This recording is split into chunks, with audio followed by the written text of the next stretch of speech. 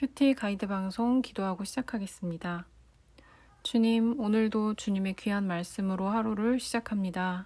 성령님 함께하여 주시고 오늘 우리에게 말씀으로 변화되는 은혜를 허락하여 주시옵소서. 묵상하고 기도 올려드리는 시간 모두 지켜주시기를 기도합니다. 감사드리며 예수님의 이름으로 기도드립니다. 아멘. 오늘 말씀은 마가복음 1장 35절로 45절 주님의 원함이라는 주제의 말씀입니다. 함께 읽어보겠습니다. 새벽 아직도 밝기 전에 예수께서 일어나 나가 한적한 곳으로 가사 거기서 기도하시더니 시몬과 및 그와 함께 있는 자들이 예수의 뒤를 따라가 만나서 이르되 모든 사람이 주를 찾나이다. 이르시되 우리가 다른 가까운 마을들로 가자. 거기서도 전도하리니 내가 이를 위하여 왔노라 하시고 이에 온 갈릴리에 다니시며 그들의 여러 회당에서 전도하시고 또 귀신들을 내쫓으시더라. 한 나병 환자가 예수께 와서 꿇어 엎드려 간구하여 이르되 원하시면 저를 깨끗하게 하실 수 있나이다. 예수께서 불쌍히 여기사 손을 내밀어 그에게 대시며 이르시되 내가 원하노니 깨끗함을 받으라 하시니 곧 나병이 그 사람에게서 떠나가고 깨끗하여진지라. 곧 보내시며 엄히 경고하사 이르시되 삼가 아무에게도 아무 말도 하지 말고 가서 내 몸을 제사장에게 보이고 내가 깨끗하게 되었으니 모세가 명한 것을 드려 그들에게 입증하라 하셨더라. 그러나 그 사람이 나가서 이 일을 많이 전파하여 널리 퍼지게 하니 그러므로 예수께서 다시는 그 드러나게 동네에 들어가지 못하시고 오직 바깥 한적한 곳에 계셨으나 사방에서 사람들이 그에게로 나아오더라. 아멘. 예수님께서 베드로의 장모를 비롯해 많은 병자들을 고치신 기적을 목격한 사람들은 열광했습니다. 그러나 오늘 말씀의 첫 구절을 보시면 예수님께서는 새벽에 한적한 곳으로 가셔서 기도하시고는 그 마을을 떠나서 전도 여행을 하기로 결정하십니다. 그리고 나병 환자 한 명을 만나게 되죠. 말씀을 한번 자세히 살펴보겠습니다.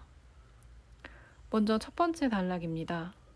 많은 병자가 베드로의 집 앞에 모여서 고침을 받았던 날, 밤이 지나고 해가 밝아오기 전 그 새벽에 예수님께서는 그 어두운 데 일어나셔서 한적한 곳으로 가셔서 기도하셨다고 합니다.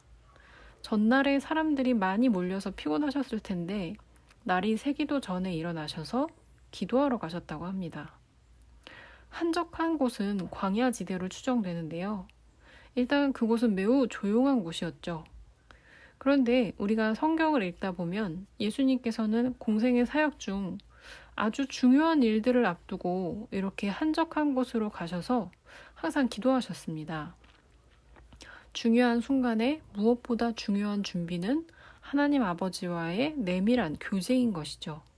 하나님께 뜻을 물으며 다음 스텝을 준비하는 것입니다. 또한 예수님께서는 이렇게 기도하심으로써 기도가 얼마나 중요한 것인지를 또 알려주시기도 하셨습니다. 그러나 36절, 37절에 보시면요. 시몬과 및 그와 함께한 있는 자들이 예수님을 뒤따라와서 예수님, 모든 사람이 주님을 찾습니다. 라고 말하는 장면이 나옵니다. 하나님께 기도하는 이 고요한 시간을 깨뜨리는 이 제자들의 영적으로 무지한 모습에 성경은 그들을 제자들이라고 표현하지 않고 시몬과 및 그와 함께 있는 자들이라고 표현을 합니다. 즉, 이 순간 제자들은 예수님께서 가지고 계신 하나님의 뜻을 이해하는 자들이 아니라 예수님의 행하신 기적에 열광하는 무지한 일반 군중과 다를 바가 없었던 것입니다. 베드로의 장모가 병이 낫는 것을 목격한 사람들은 영혼 구원이라는 예수님의 그 사역의 본질적인 목적이 아닌 병 고치는 능력에 혹했던 것이죠. 하지만 예수님께서는 찾아온 제자들에게 38절과 같이 말씀하십니다. 우리가 그 열광하는 군중들에게 돌아가는 것이 아니라 다른 가까운 마을들로 가서 전도를 하자. 내가 이 영혼 구원을 위해서 왔다. 그리고는 온 갈릴리로 다니시며 여러 회당에서 전도하시고 또 귀신들을 내쫓으셨다고 합니다. 여러분, 예수님의 지상 사역에 있어서 늘 제자와 군중들, 무리들이 예수님을 따라다녔습니다. 물론 제자들에게도 무리들에게도 인간적인 한계는 있었습니다. 그러나 그들이 결정적으로 구분되는 것은 아마도 행동의 목적이 무엇인가에 달려 있었을 것입니다. 여러분이 하나님을 바라고 예수님을 따르시는 모든 일들은 영혼 구원을 목적으로 하시나요? 아니면 기적을 바라거나 내가 얻을 복을 목적으로 하시나요? 또한 우리 예수님께서 이 말씀을 통해 우리에게 알려주시는 너무나 중요한 것은 바로 기도일 것입니다.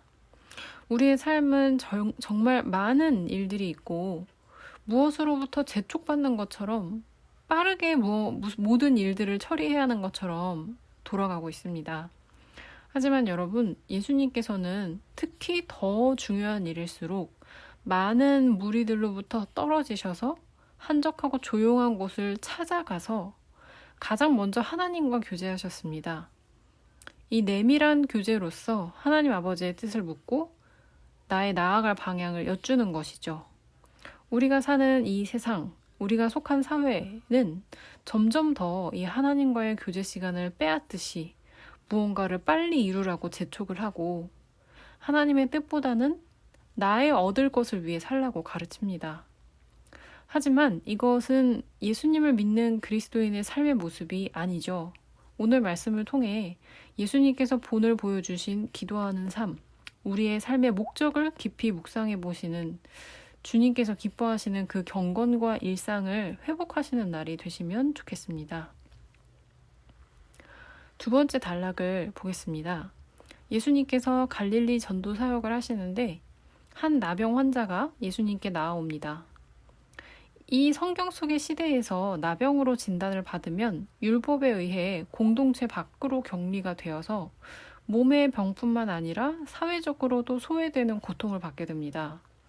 그런데 이 나병 환자는 율법을 깨고 예수님께 나아왔습니다. 이것이 얼마나 대단한 용기인지를 여러분께서는 아실 거예요. 그리고 겸손과 예의를 갖추어 꿇어 엎드려 예수님께 간구했다고 합니다. 그런데 간구하는 말이 어떤가요? 주께서 원하시면 저를 깨끗하게 하실 수 있나이다. 이 나병 환자는 예수님께서 자기를 능히 고칠 수 있다고 확신했습니다.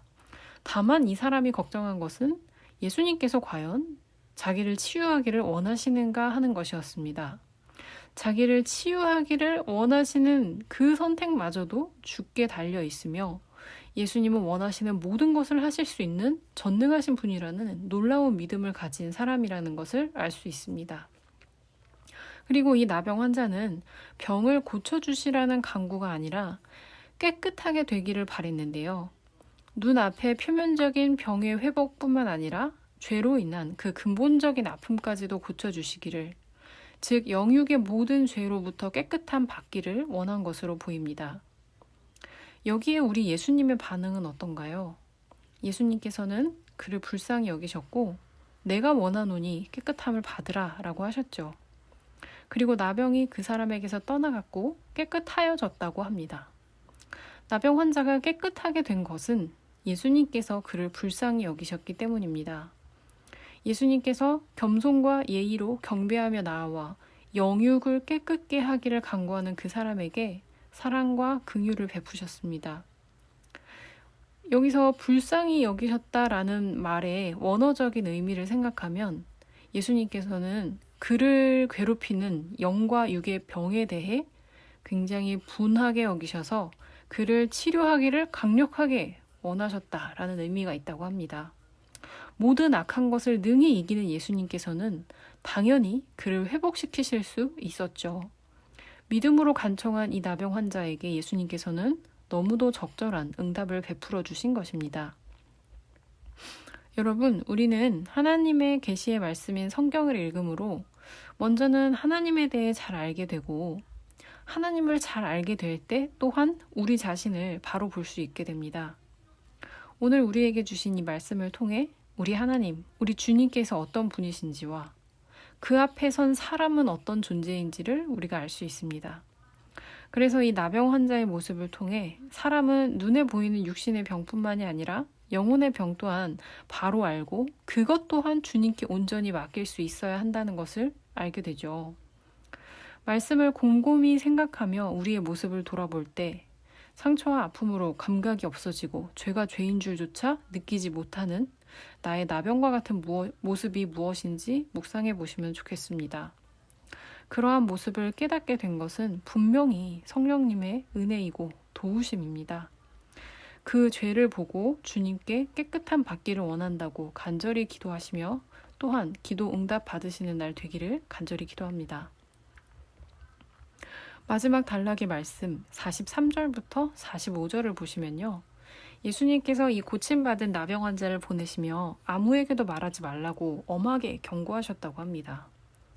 왜 엄하게 경고하셨을까요? 그것은 예수님께서는 이 사람이 예수님의 경고에 불순종할 것을 이미 알고 계셨기 때문이라고 할 수 있습니다. 그래서 그 결과로서 나병 환자를 고치셨다는 이 소식이 퍼짐으로써 무리들은 예수님의 이적에 더욱 열광하게 되었고 예수님께서는 다시는 드러나게 동네에 들어가지 못하셨다고 하죠. 이적에 가려져서 예수님의 그 사역의 본질인 말씀 전파에 지장이 생기는 모습입니다. 그리고 또한 경고하신 내용에는 치유된 몸을 제사장에게 보이고 모세가 명한 제물을 드려 그들에게 입증하라는 내용이 포함되어 있습니다. 이것은 나병에 걸렸던 환자가 치료되었음을 인정받는 과정입니다. 먼저는 제사장에게 공식적으로 회복의 확인을 받아야 했고요. 회복된 사람에게는 산새 2마리와 백향목과 홍색 실과 우슬초, 그리고 흠없는 어린 수양 2과 암양 1를 드리는 것이 요구되었습니다.